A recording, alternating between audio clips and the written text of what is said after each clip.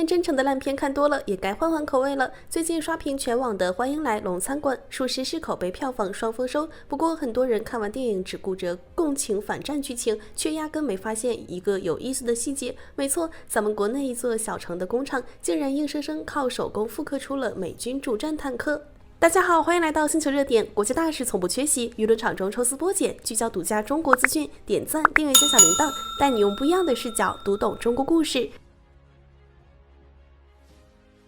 最近，欢迎来龙餐馆热度一路走高，票房持续稳步上涨。和很多流水线商业片不一样，这部电影没有酷炫的特效堆砌，没有流量明星加持，靠着最真实的中东战场视角、最细腻的反战内核，打动了无数观众。它跳出了欧美电影固化的叙事套路，不再以参战大国的士兵视角为核心，而是聚焦战火中的普通民众的生存与坚守。用咱们中国视角讲述真实的地缘战争故事，这份独特的利益让他收获了海内外观众的一致认可。本来大家都在热议电影的剧情和利益，结果越挖细节越惊喜，一众军迷直接集体刷屏点赞。谁能想到电影里那些逼真到极致的战争道具，全是国内团队1:1实景搭建、手工制作的，而整部影片技术含金量最高、最让人震撼的道具，就是那辆出镜超多的美军 M1 主战坦克，居然是江苏徐州邳州的一家小工厂纯手工手搓出来的。小编敢说，不提前告诉你，绝对没人能分清真假。网上放出真假坦克对比图，相似度高到离谱，普通观众甚至资深军迷根本分辨不出差别。这辆复刻坦克到底有多还原？整车26吨重，无限贴近原车比例，结构、外观、尺寸比例全部对标原版。最关键的是，它不是只能摆着看的死模型，是一台能开能跑、功能齐全的动态道具。履带正常行驶，炮塔可以360度无死角旋转，炮管能够自主升降调整角度，小到每一颗铆钉、每一处螺丝位置，大到整车框架、车身纹理，全部对标原版高度还原。更让人佩服的是，这家小工厂压根没有任何原厂设计图纸，完全从零起步，团队只能在网络上搜集海量多角度实拍图，一点点测算比例、校对尺寸，搭建上百万面的精细三维模型，再结合 3D 打印技术，一点点打磨每一处细节，硬生生复刻出了这辆足以以假乱真的美军主战坦克。而且这家厂的实力远不止于此，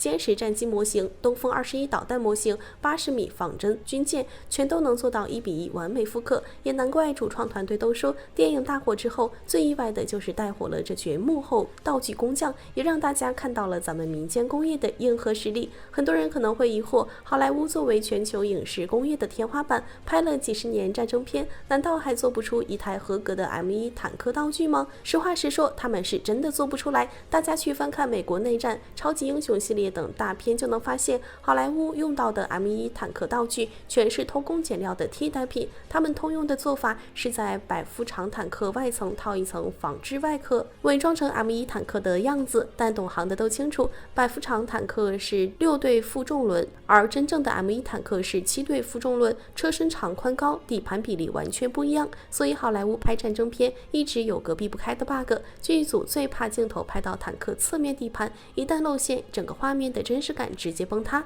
那为什么难题卡了好莱坞几十年，徐州的一家小厂就能轻松搞定？这就要说到很多人不了解的徐州了。大家对徐州的印象大多停留在烧烤美食、风土人情上，却不知道它藏着中国工程机械之都的硬核实力。民间一直有这样一句调侃：江苏13太保少了徐州，就只剩金陵12钗。这句话真的一点不夸张。徐工集团连续36年稳居国内工程机械行业首位，2026年稳居全球行业前3，2025年徐州工程机械产业集群规模达到1520亿，产业营收占到全国1/5，产品覆盖20个大类，500多个型号，占据全国85%的产品品类，配套企业超1200家，70%核心零部件都能本地自给自足。其实这么多年，好莱坞垄断的从来不是影视拍摄技术和道具工艺，而是全球的叙事话语权。以往所有关于中东战战争、地缘冲突的影视作品全部由西方主导拍摄、解读和传播，他们的反战片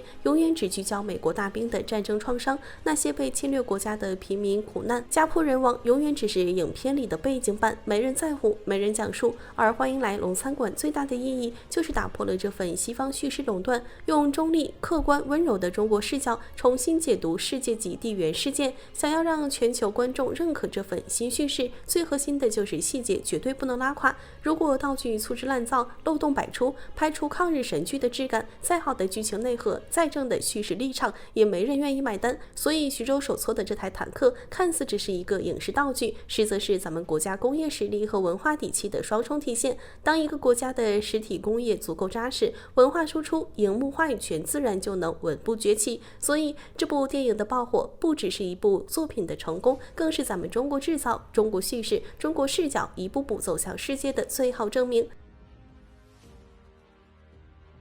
很多人看完都觉得电影里徐福在战火中坚守餐馆、温柔救人的剧情已经足够传奇、足够治愈了。但小编想说，现实永远比剧本更震撼、更动人。电影里的主角徐福并不是单一原型，而是2个真实中国人的人生缩影，分别是逆行巴格达掘金的刘磊和扎根战火救人的陈宪忠。一个在乱世中抓住生机、逆风赚钱，一个在炮火中坚守善意、守护同胞。2个人的故事拼凑出了最真实、最滚烫的战火人间。咱们先说说大家最感兴趣的刘磊，也就是电影里靠餐馆在乱世立足、闷声发财的原型。他的经历简直比爽文剧本还要魔幻。2003年伊拉克战争全面爆发，炮火覆盖整个巴格达，全世界的外国人都在拼命逃离这座战火围城，所有人都想着保命跑路。可30岁的刘磊反其道而行之，果断辞掉安稳工作，揣着仅有的3500美金，孤身一人逆行奔赴战乱中的巴格达。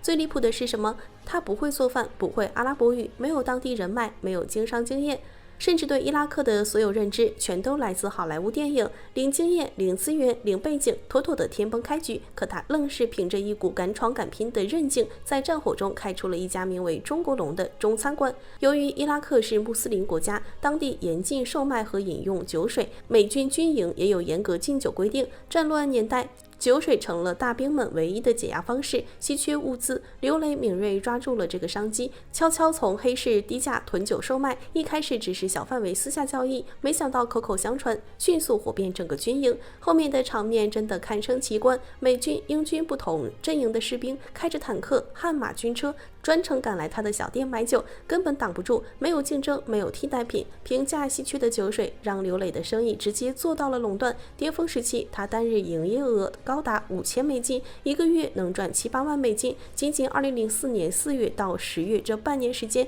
他就净赚308万人民币，在战火中狠狠吃到了时代红利。比赚钱更魔幻的是，刘磊压根不用花钱雇保镖，多国大兵主动抢着给他当免费保护伞。大家心里都清楚，这是整个巴格达唯一的解压之地，是战火里为数不多的温柔角落，谁都舍不得让它消失。值得一提的是，曾经有美军准将出面警告刘磊，严查私售酒水，差点让他生意关停，甚至送上军事法庭。危急关头，一名英军上士直接站出来硬刚，当众表明这里是多国部队的公共休息区域，不止隶属美军，任何人都无权单方面取缔。就这样，大兵们硬生生帮他化解了危机，保住了这家战火小馆。说实话，刘磊做的中餐并不正宗，定价也偏高，但在炮火连天的乱世，这口来自中国的味道，这份难得的烟火气，就是大兵们唯一的心理慰藉。当然，大家别只看到他赚钱的风光，这份暴利背后是随时会降临的死亡威胁。刘磊常年身处炮火中心，每天的日常就是伴着爆炸声开店营业。他亲眼见过悍马军车瞬间被炸翻，前一晚还在店里喝酒聊天的熟客，隔天就死于爆炸袭击。迫击炮轰炸、汽车炸弹、街头枪战是巴格达的日常，危险无时无刻不在身边。后面伊拉克局势彻底失控，战乱愈发惨烈，刘磊才果断选择回国避险。短短1年多的逆行闯荡，让他攒下了丰厚资本，成为极少数在乱世中抓住机遇、安稳脱身的普通人。如果说刘磊的故事是乱世掘金的传奇，那另一位原型陈宪忠就是战火中温柔救人的英雄。电影里收留难民、庇护同胞、雪中送炭的暖心剧情，全部来自陈宪忠的真实经历。他军人出身，退伍后考上北京大学阿拉伯语专业，20多岁就远赴伊拉克担任翻译，一待就是整整30年。他亲眼见见证了伊拉克从富庶繁华的石油富国一步步沦为满目疮痍的战乱废墟。2003年战争爆发，所有外国人争相逃离，已经扎根当地的陈宪忠反而逆行返回巴格达市中心，开出了当时当地规模最大的中餐馆燕龙湾大酒店，集餐饮、酒吧、百货商超于一体，专门售卖国内运来的日用物资。因为门店悬挂中国国旗，交战双方都默认这里是中立安全区，成为了战火中难得的避风港。不管是逃难的平民、无家可归的孤儿，还是深陷困境的华人同胞，只要找上门，陈宪忠都会提供热饭、落脚之地，无私庇护每一个弱者。4名福建务工者被骗至伊拉克，身无分文，他主动收留，包吃包住，还每月发放工资，帮扶脱困。7名中国工人被武装分子绑架，战乱中信息闭塞，使馆难以查证，是陈宪忠凭借多年积累的人脉，拿到关键人质名单，连夜送往使馆，还主动出面斡旋救人。也正因频繁帮助同胞，对接官方，他被当地武装分子误会勾结美军，惨遭强行掳走，头部受重伤，数次游走在生死边缘。但即便如此，他始终没有放弃善意，在乱世中坚守本心。电影终究是艺术加工，有剧本兜底，有圆满铺垫，可现实里的刘磊和陈宪忠只是2个最普通的中国人，没有光环，没有剧本，没有退路，靠着勇气和善良，在异国炮火中闯荡，坚守发光。有人乱世谋生，逆风翻盘，有人心怀善意，以身渡人。这2位平凡普通人的逆行人生，才是整部欢迎来龙餐馆最动人、最震撼的内核。好了，今天的内容到这里就结束了。如果你喜欢小编的影片，还请大家多多点赞转发，让更多的人一起见证中国进步。关注我的频道，这样既能回顾往期视频，又不会错过之后的精彩内容。那我们下期节目不见不散。